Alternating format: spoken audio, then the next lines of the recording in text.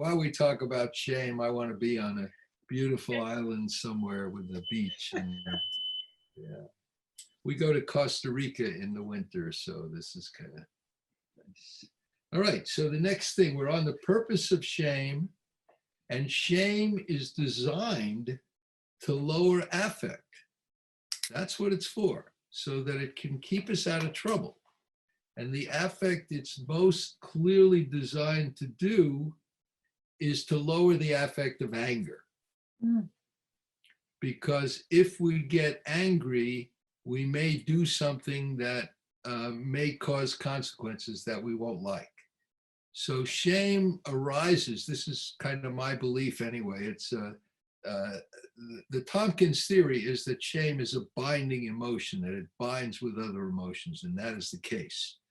But I believe that it was actually designed, nature designed it to bind with our anger so that it would lower. What it does when shame binds, it binds and it lowers.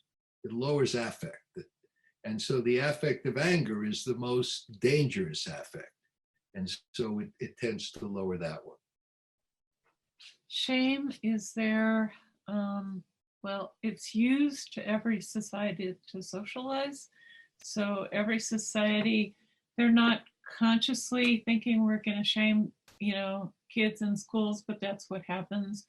Law enforcement basically shames people into behaving. And so we have laws and principles in society that are set up to create shame so that people behave. And you notice my quotes for the behave. And so shame, because it's such a social emotion, people are either aware of their breaking rules from their family, from society, or they're having to deal with repercussions for that. So being aware when you work with clients that it's important to understand what is the family they come from, how was shame induced in their family line, what is the culture they come from, what is the historical context that they come from, and understand that shame is there, so in society, and it's set up that way. A lot of religions are set up that way, where people feel they have there's something wrong with them, or they think that God thinks there's something wrong with them. And to be able to counter shame simply by doing a developmental history and find out how did messages get set in your family of origin. People that are kids are like learning how to dress for preschool, and the parents is like well, you have to wear clothes to go to class. It's like it's shaming to the kid, but they need to learn. It's like if a parent can say, do you want to wear this outfit or that outfit? It gives the kid a little bit of power and their dignity. If the parents is like, you're going to wear this outfit because you're going to school and I don't want to be a bad mother, so I'm going to make you wear this outfit.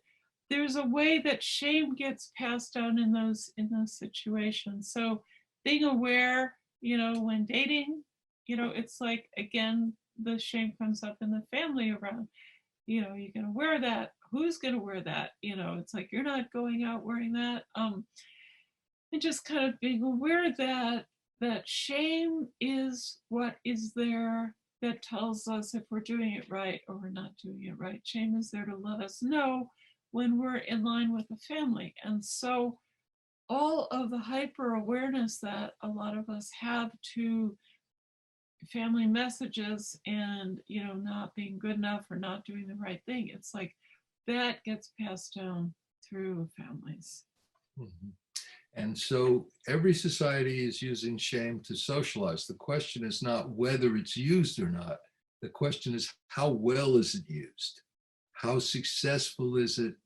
How devastating is it? If there's too much shame, then there's a freeze. And so you get a lack of functionality. The United States is interesting because we're certainly not the most shaming society, but we have the most different ways because we're such a society, a diverse society. We have many different things that people are ashamed of, may be ashamed of in their family, that they would be positive things in society, or maybe positive things in the family that would be negative in the greater society.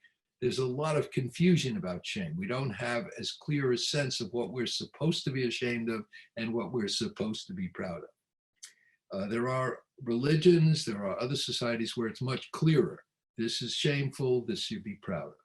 But whatever it is, the society is using the shame to socialize. Since shame is the social emotion, it is what is used.